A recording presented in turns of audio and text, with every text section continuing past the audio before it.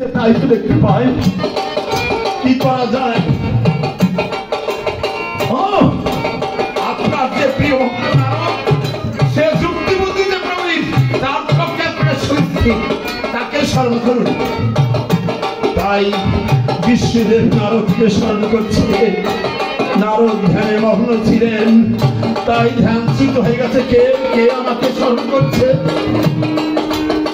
ও বিশ্বদেব, আসিতেছি পিতা, আসিতেছি। উনি ওনার বীণাযন্ত্র হাতে নিয়ে হরিগুণা গুণগান গাইতে গাইতে এসে বলছে, কি জন্য পিত এই দাসকে স্মরণ করেছে? বলছে, নারদ, আমরা যে মর্তধামে সে বড্ড বিপদে পড়েছি। বলছে, বিপদ হারি মধুসূদন, তার আবার কিসের বিপদ? তাই তো নারদ, এই মর্তবাসী জীবনের দুঃখ দণ্ড দেখে আমরা এখানেও থাকতে পারছি না, আর গন্তব্য যেতে পারছি না। এখন কি করবো নারদ? বলছে, কি দেখেছে? আমরা তিনজন শ্রেষ্ঠ দেবতা নেমে আসছি দিনবার, কিভাবে পূজা অর্চনা করে, কিভাবে ধ্যান ধারণা করে সচক্ষে দর্শন করবার জন্য নেমে এসেছি। কিন্তু পূজা অর্চনা দূরের কথা, ধ্যান ধারণা দূরের কথা, আমাদের নামে কোন প্রাণী মুখ উচ্চারণ করে না।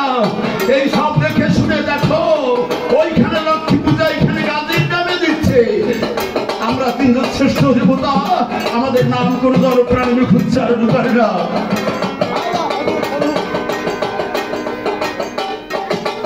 বলছে, পিতা আর কিছু দেখেছেন কি? কিভাবে জীবন দুঃখে দণ্ডে কাজ কাজ করছে, আর কিভাবে জীবন ওই মৃত্যুর অবরোধ করছে? কেন সম্রাট জানে না? উনি তো সংহারের মালিক। কেউ 10 আর কেউ 20 আর কেউ গর্ভে বিনাশ। কোন কারণ? শুধু অনাহারে অনিদ্রায় জীবন কাজ কাজ করছে, আর মৃত্যুর অবরোধ পড়ছে। আপনাদের যাগযজ্ঞ হোমবর্ত কথা অনুদার্থের মতো, তাই তো এই সাধারণ জীবনে পাচ্ছে না। যেমন বামাগণ 12 মাসে বৎসর 9 মাস আহার করে আর 3 মাস অনাহারে থাকে। তাই 9 মাস যে হার করে, মুঠ চালের হাড়িতে 1 মুঠ চাল রেখে তারা লঙ্ঘন করে। বৎসর অন্তে মাঘ মাসে একদিন ওই মুঠ চাল বিক্রি করে লক্ষ্মী তুলে দিচ্ছে। এখানে গাজী ঠাকুর সন্তুষ্ট, তাই গাজী নামে দিচ্ছে। আপনাদের যাগযজ্ঞ হোমবর্ত করতে গেলে অনেক অর্থের প্রয়োজন, তাই তো সাধারণ জীবন পাচ্ছি না। তাই হয়তো ধনী মানি বাদশা, রাজা বাদশা, তারা হয়তো বছরে একদিন করে, নির্দিন মৃত্যু তো হচ্ছে না। আমাকে যখন স্মরণ করেছে, আমি যা বলবো তাই আপনারা যদি মেনে নেন, তাহলে আমি মানি, আর না মানলে আমি কিছু দেওয়া। আচ্ছা বলবো না। আমি নারদ ব্রহ্মার প্রতি লক্ষ্য করে বলছে, পিত আপনি তো তোর ভালোবাসেন। যদি 1 পয়সা জলের বিনিময় করে ভক্ত আপনার ধ্যান স্থিতি করে, তাতে আপনি সুখী হবেন। তথাস্তু নারদ, 1 পয়সা জলের বিনিময় করে ভক্ত আমার ধ্যান স্থিতি করে, সঙ্গে সঙ্গে তার সর্ববিধ মঙ্গল হবে।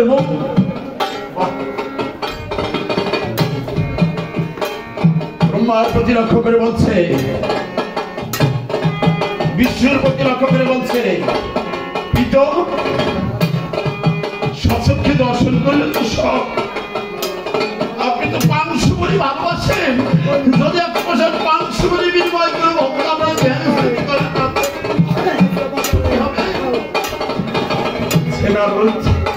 1 পয়সা পান সুপারি বিনিময় করে ভক্ত আমাকে ভক্তি হবে, আমাকে আমার স্মরণ নেয়, আর সর্ববিধ মঙ্গল হবে, নারদ মঙ্গল হবে।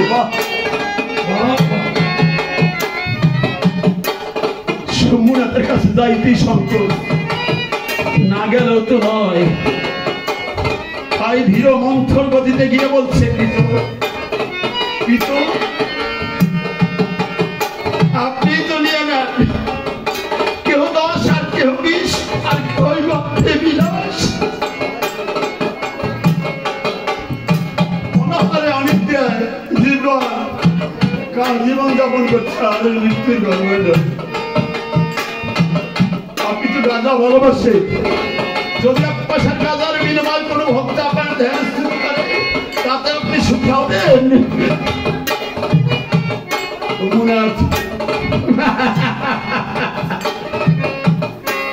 সেই যে ভরে বের হয়েছি নারদ, এখন পর্যন্ত কথা আপনি জুটলো না।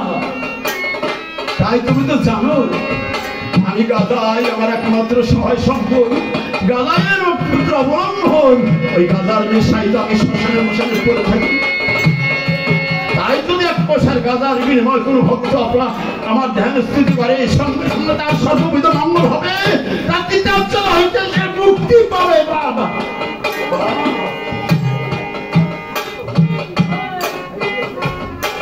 বিষ্ণুদেব বলছে, আচ্ছা নারদ দেখি কি হবে, কি হবে বলছি।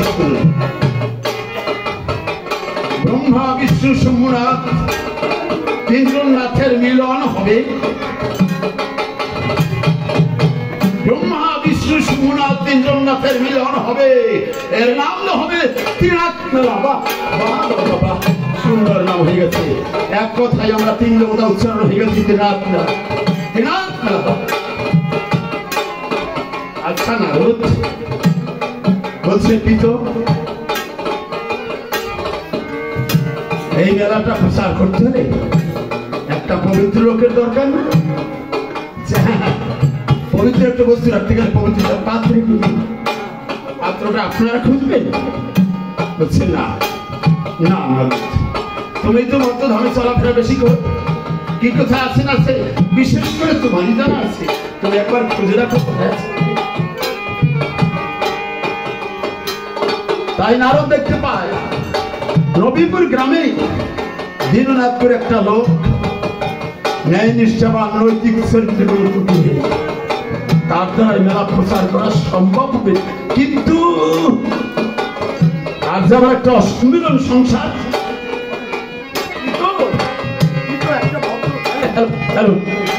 একটা ভক্তলোক দেখছিলাম, কিন্তু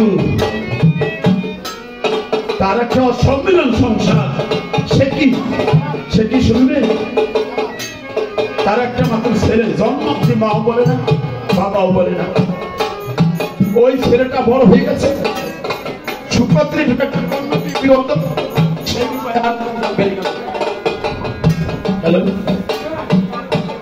ওই পুত্রবধূকে সে শ্বশুর বলে না, শাশুড়ি বলে না। ওই ব্রাহ্মণ ছেলে মা বাপ বলে না, পুত্রবধূ শ্বশুর শাশুড়ি বলেন। ওই ব্রাহ্মণ দুঃখে দণ্ডে কালাতপাত করছে আর মৃত্যুর অবরোধনে পড়ছে। ভাই ওনার একটা গাভী আছে, সেই গাভীটা হচ্ছে প্রাণের চেয়ে অধিক। সেই গাভীটাকে আহার্য না দিয়া নিজে আহার্য গ্রহণ করে না। সেই গাভীটার মধ্যে হরণের মাধ্যমে এই মেলাটা প্রচার করা সম্ভব হবে। এত দুঃখের পরে আবার তাকে এত দুঃখ।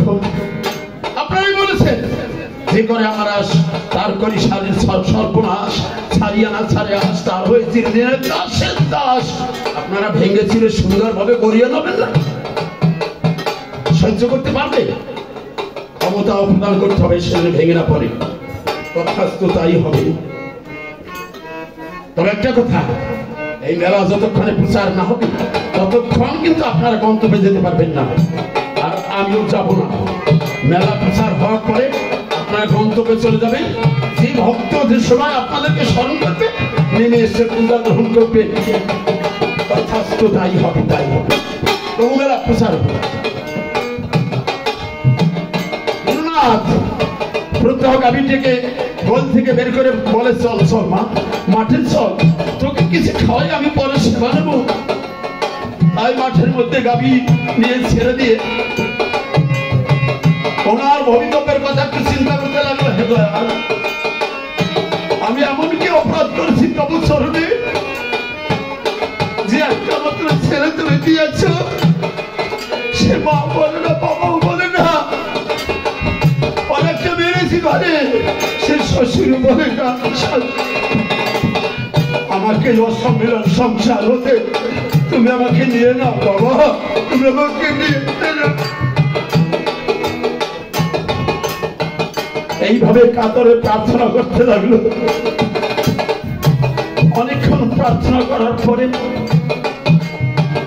নজল গামছা দিয়ে মুছে চতুর্দিকে তাকায়, গাভী কোথাও দেখা যায় না।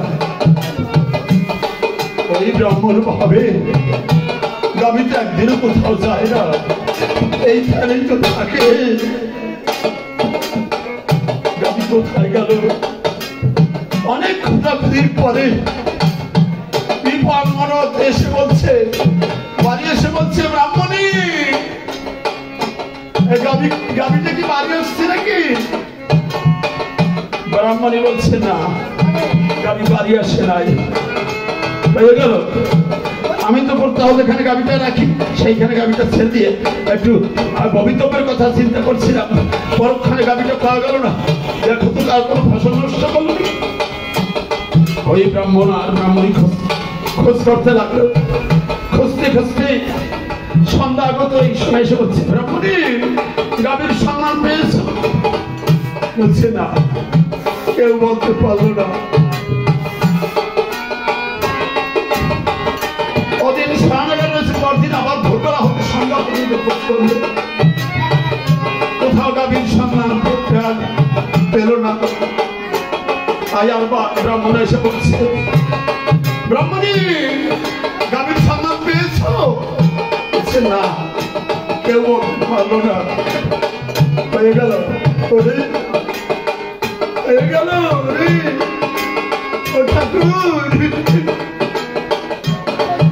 তুমি আর কত কষ্ট দুঃখ দেবে বাবা? আমি যেন তোমাকে দোষ না করি বাবা, তুমি আমাকে সহিবার মতো শক্তি দিও, সহিবার মতো শক্তি দিও বাবা।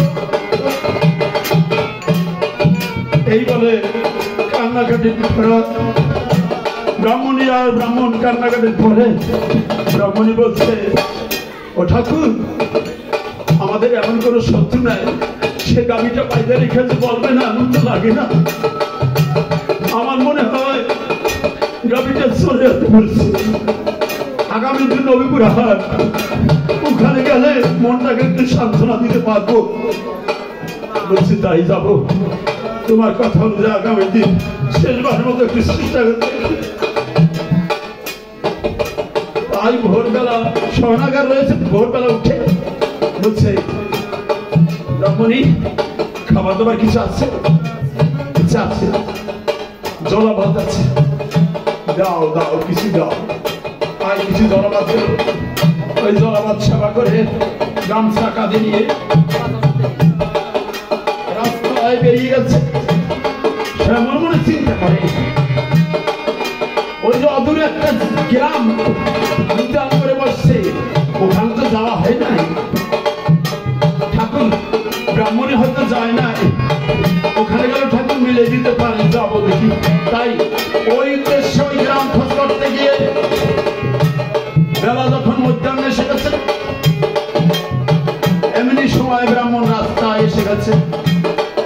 রাস্তায় এসে মনে চিন্তা করে, আমি যদি এখন এই রাস্তা পথে যাই হাত ধরা কষ্ট হবে, তার আগে কেন আমার গাভীটা বিক্রি হয়ে যায়। আর এই জঙ্গল পথে যদি যাই, জঙ্গল পার হইলেও পারে হাট।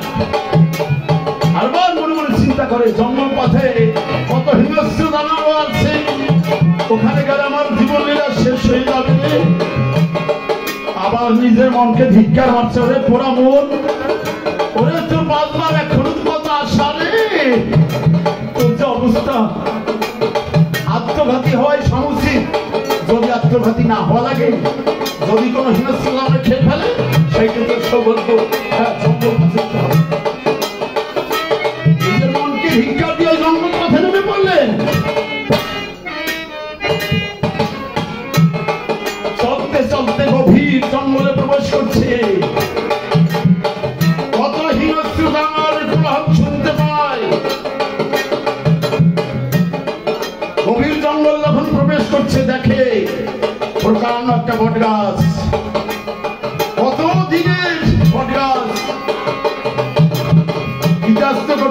না।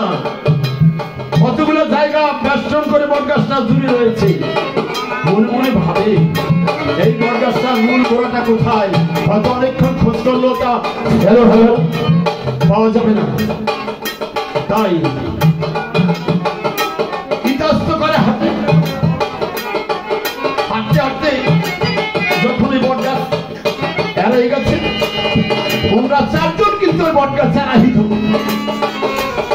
বটগাছ থেকে ডাক দিচ্ছে,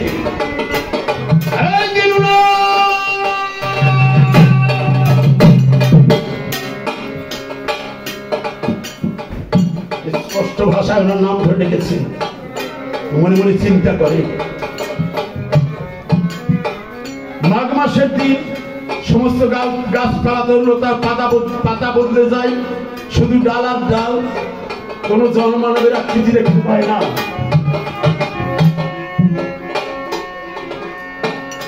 স্পষ্ট ভাষায় আমাকে ডাক দিচ্ছে, কিন্তু কোন এই জঙ্গলে ভয় আছে তো, এই ভয়ের কারবার। উনি শশা ব্যস্ত আবার হাতে শুরু করতো, তখন অগ্রসর হয়েছে, আবার গাছ থেকে নামতেছে, এই দীননাথ তোমার কোনো ভয় নেই, এদিকে আসো, শোনো শোনো, তুমি আমরা যা বলি তাই তুমি শোনো। এসে বলছে, কথা বলে, আমি একজন আমি চর্মচক্ষে কিছু দেখতে পাই না, কি জন্য ডাকছেন আমাকে? বলছে, দীননাথ তুমি তো এই নবীপুরে বাজার যাবা, খাটে যাবা, আমাকে গাড়ি হয়ে গেছে, আমাদেরকে 3টি পয়সা সদাই তোমার দিতে হবে। বলছে, আমি গরিব টাকা, আমার কাছে পয়সা নেই। বলছে, দীননাথ শোনো, পয়সার কথা বলছি, সদাই হচ্ছে 1 পয়সার তোল, 1 পয়সার মাংস বড়ি, আর 1 পয়সার গাঁজা। ওই যে ভিটার নিম্নে একটা বিন্যাস দেখা যায় না, ওই বিন্যাসের নিচে আছে পয়সা, ওইখান থেকে 3টি পয়সা তুলে নিয়ে যাও। তাই তাকাই দেখতে পাই প্রকাণ্ড বিন্যাস। মনে মনে ভাবে, আমি প্রাচীন মানুষ, ওই বিন্যাস ছবি করতে পারবো? যা তোমরা যখন বলেছে আমি চেষ্টা করে দেখি। তাই বিন্যাস ছবির মাথা, কয়েকটা মাথা ধরে দিল টান, আপছে উঠে গেছে এই বিন্যাস ছব খান। বাহ বাহ বাহ বাহ।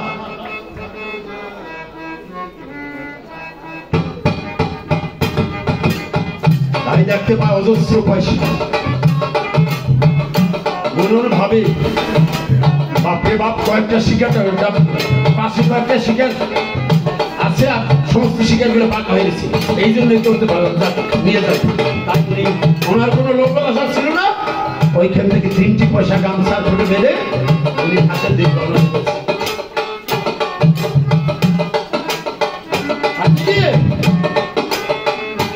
কিস্তিতে কিস্তিতে গরু বাঁধা, যে বলতে গাই গরু সেই করতে গাই গরু, যে বলতে আবাল গরু সেই করতে আবাল গরু।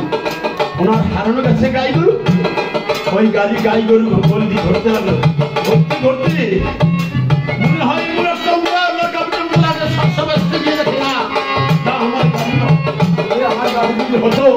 আমার কাঁধে মাথা রেখে কত আদর্শ করতো,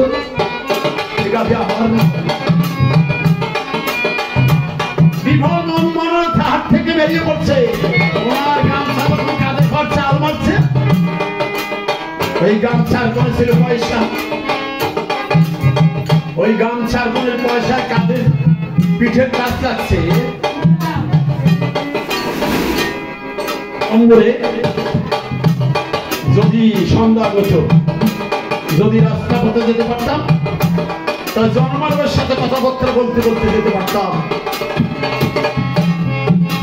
এখন জঙ্গলে দিনের বেলায় যে ভেসছে আমার কোলাল শুনতে পেয়েছি, রাত্রি গেলে আমার উপায় নাই, উপায় নাই। আবার নিজের মনকে ধিক্কার মারছে, তোর মনে লজ্জা নাই রে? তোর যে অবস্থা, তোর আত্মঘাতী হওয়াই সমস্যা। যদি আত্মঘাতী না হওয়া লাগে, কোন হিংস্রতা আমায় খেয়ে ফেলে, তোকে আত্মঘাতী হওয়া লাগবে না। বাঁচবা এখনো কথা আশা তো, হবে তাদের সদাই দিতে হবে। নিজের মনকে ভিক্ষা দিয়ে ওই সময়কালে মুদিয়ালারা স্বপ্ন কি করতো, এক মুদিয়ালা বলছে, মুদিয়ালা ভাই আমাকে 3 পয়সার সদা দিতে হবে। কি কি সদা দাদা? 1 পয়সার তোল, 1 পয়সার পান সুপারি, 1 পয়সার গাঁদা দিন। পান সুপারি কাছে গাঁদা দিছে, তোলের পত্র। এক নৌকায় ভাড়াইটা নৌকায় 10-12 জন ব্যবসায়ীরা যায়, মাঝিরে কিছু কিছু দিলে মাঝির পোষাই থাকে। তাই সব দোকানদাররা বলছে, দেখো কেউ বেচা কেনার জন্য পাগল হবে না, মাল থাকলে খরিদ্দার একদিন পাওয়াই যাবে, কিন্তু বেলা ঘন্টা থাকতেই আমরা নৌকা আসতে হবে। এই ফাঁকা পাতার যেমন এড়াই যেতে পারি বেলা থাকতেই, কত চুরিটা কি হচ্ছে পথে ঘাটে। তাই কেউ বেচা কেনার মাল থাকলে খরিদ্দার একদিন পাওয়াই, এই বন্দোবস্ত করে। কিন্তু ওই 500 বাড়ি গাঁদা দিচ্ছে, তলিপত্র তলিপত্র করি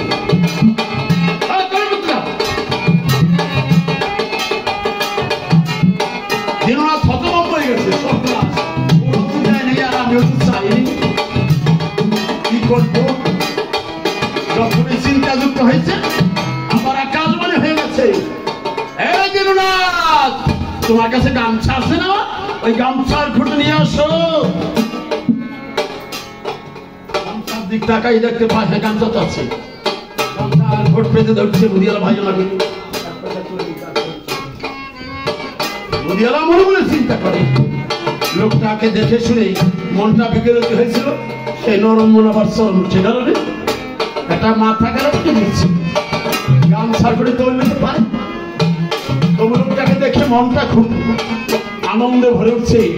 বলছে, দাদা ভাই 1 পয়সা নেন, ওইখানে পাত্র আছে, আধা পয়সা দিয়ে পাত্র নেন, আর আধা পয়সা তোল নিলে আপনার ছেলে মেয়ের সঙ্গে খেতে পারবেন, যান নিয়ে আসেন। না আমি যা পাই গামছায় দিতে হবে। দোকানদার মনে মনে চিন্তা করে, এমন সংযুক্তি আমি কাউকে দেই এই জীবনে, সেই যুক্তি দেওয়ার পরে পরে গামছায় দিতে হবে। পরে যাবে গামছায় আমার কি হবে? ওই গামছা ঠোঁট পেতে ধরছে। দোকানদার মনে মনে ভাবে, পাবে তো 100 টাকা, দিয়ে দেবো 1/2 টাকা, ওই 1/2 টাকা তো থাকবে না। তাই পুনর পরিপূর্ণ পাত্র থেকে ওই 1/2 টাকা তোল ঢালতেছে। 1/2 টাকা ধরে না, সম্পূর্ণ পাত্র খালি হয়ে গেল। আবার শশা ব্যস্তে ওই 1/2 টাকা যখন পাত্রে ঢুকে ঢেলে দেয়, আবার পরিপূর্ণ হয়ে যায়। বাহ, বাস্তবিক কাণ্ড। এই ব্যক্তিকে তোল কম দেওয়া যাবে না, তাই 100 টাকা পাবে। 100 টাকা দিয়ে আবার কিছু অবশিষ্ট তোল ওই গামছার করে দিয়েছে। যেমন পত্রে পত্রে জল পড়লে একটু চয় না, তমনি মতো গামছার করে তোল ডিম্বুকার হয়ে রয়েছে। গামছার ঘোট বেঁধে রওনা হয়ে গেছে। আর বার মুদিয়ালা বলছে, দাদা ভাই, ও দাদা ভাই, বলছে আমি পয়সা আগে দিচ্ছি। হ্যাঁ পয়সা পেয়েছি, কিন্তু এই সদা যে কিভাবে একটু বলবেন? বলছে আমি বলতে পারবো না, এই সদাই ওই জঙ্গল থেকে দিচ্ছে তাদের সদাই, আমি আর বিন্দু বিষয়গুলো জানি না। আবার নৌকা থেকে ডাকে, কি বেচা কিনা আরম্ভ করছোস? তোর জন্য যদি বিপদে পারি সমস্ত খাসানাত তো দিতে হবে। মুদিয়ালা মনে মনে চিন্তা করে, কি করবো আমি? কি এই মহান ব্যক্তিদের সঙ্গে যাব? আবার এই তুচ্ছ বিষয়ের লালসা ছাড়তে পারলো না। ওই মুদিয়ালা ওই মালমাঠটা নিয়ে আবার লোককে গিয়ে বলছে, তোরা তো ডাকাডাকি করিস, জানিস মানুষের জীবনে একটা চান্স হয়, এই চান্সটা আমার হয়েছিল, কিন্তু তোদের ডাকে সারা দিয়ে আমি চান্সটা হারিয়ে ফেলেছি। কি হয়েছে? কি হয়েছে? বলছে, এমন একজন মহান ব্যক্তি এসে আমার কাছ থেকে 3 পয়সার সদাই নিয়ে গেছে। তোর নেবে এক গামছা চেষ্টা করতে ধরছে, ভেবেছি বোকা পড়ে তো যাবে, আমি 1,500 টাকা দিয়ে বিদায় করি। আমি 1,500 টাকা দিতে চেয়েছিলাম, আমার সম্পূর্ণ পাত্র খালি হয়ে যায়, 1,500 টাকা ভরে না। আবার যখন ওই 1,500 টাকা পাত্রের মুখে এনে নেই, আবার পরিপূর্ণ হয়ে যায়। দোকানদার বলছে, এই অবন্তর কথা এখানে বলবি না, বাড়ি এলাকাতে বলবি। এমন মহান ব্যক্তি ওরে 3 টাকা 9 শেয়ার চালান, তাই নিয়ে তুই আবার অনুতপ্ত হয়ে মরতে লাগলো। পাইলাম না, কি করলাম না জীবনে, ধরুন অনুতপ্ত হয়ে মরতে লাগলো। ওই দিন গাছের কাছে কাছে এসে বলছে,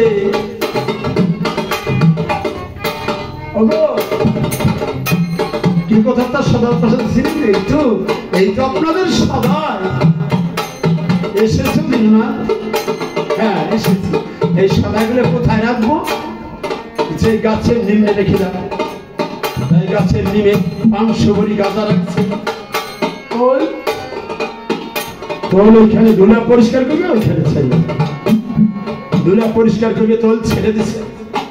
যেমন লতা পাতায় জল পড়লে একটু হয় না, ডেঙ্গু হয়ে রয়েছে।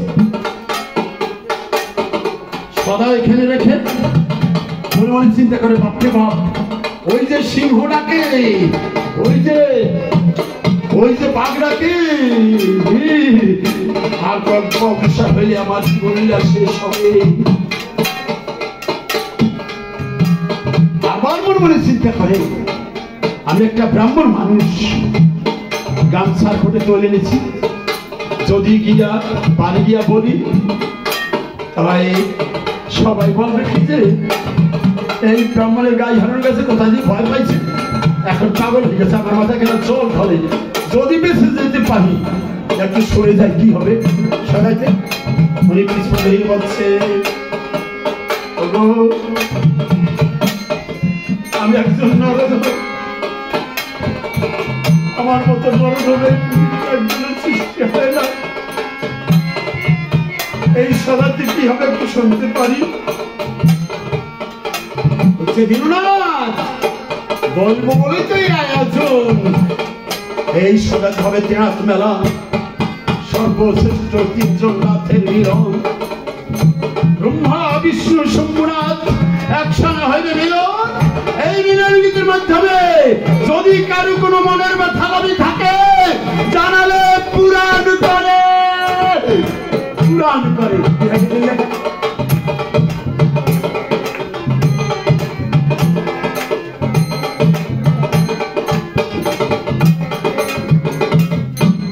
যেমন গাছ ছড়ছে একসাথে, যেমন 5-6 সাত পড়ে গেছে, জানতে পারে ব্যথা তার সেখানে হাত, ওনার ব্যথা হাত পড়েছে। ও বাবা, আমার মতো ব্যথা মানুষের হয় না। আমার একটা নতুন ছেলে, জন্ম মাও বলে না, বাবাও বলে না, পরে একটা মেরেছি করে, শ্বশুর বলে না, আর শাশুড়ি বলে। ছিল একটা গাভী, সেই গাভীর দুধ বিক্রয় করে সংসারটা কোনো মতে পরিপাটি হতো। সেই গাভীটা আজ 3 দিন হারানো গেছে। এই 3 কথা নালিশ, আমি যদি এই কপাল পাই, আমি এই মেলা বাড়ি গিয়ে দেবো। কবার মনোবাসনা করতে পারো। হ্যালো,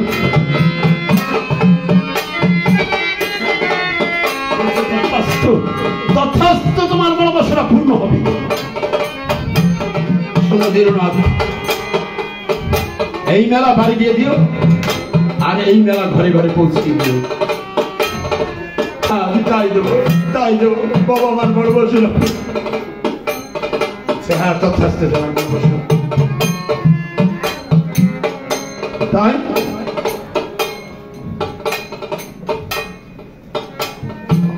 বলছে দিন না, শোনো বাবা, এই মেলাটা কিভাবে উদযাপন করতে হয় একবার সচক্ষে দর্শন করে যা।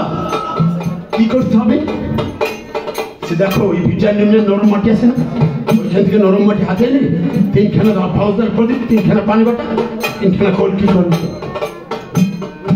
তাই এই নরম মাটি হাতে এনে মনে মনে চিন্তা করে, আরে বাবা আমার বাবার জন্য ওইসব করিনি, বাবা তোমাদেরটা তোমরা গড়িয়ে দিও, আমি শুধু উপলক্ষ বাবা। আই ভাবে ভালো তালের প্রদীপ, ভাবতে ভাবতে সুন্দর সুন্দর ভালো তালের প্রদীপ হয়ে গেল। ভাবে পানের বাটা, ভাবতে ভাবতে সুন্দর সুন্দর পানের বাটা, ভাবে কলকি, কলকি ভাবতে ভাবতে রণক্ষ থেকে সুন্দর সুন্দর কলকি হয়ে যায়। আমি বলছে বাহ দীননাথ সুন্দর সুন্দর পাত্র হয়েছে বাবা, এখন ওই শশা ধরবো, সব শশা পাত্রে সাজাও। বাজিতে তোর উঠে গেছে, পানির বাটায় পানি সাজাইছে, গাদার কলকি গাদা দেওয়ার পরে দিল না, ওই দেখো শুষ্ক তেলে ভেসাচ্ছে পিঠার উপর, ওইখান থেকে 3টে সত্যি বের করিয়ে ভালো করে প্রদীপ, আর ওই শুষ্ক বটপত্র আছে ওই দিয়ে গোল পাকে গাদার কলকি দেওয়ার পরে বলছে আমি তো ধূমপান করি না, বলছে শোনো দিল না, ব্রহ্মাদেব বলছে দিল না কর্ম ছিল, কর্ম ছাড়া কোনো ফল হয় না, তুমি মরা কাঠ আছে না কাঠে কাঠে বসো,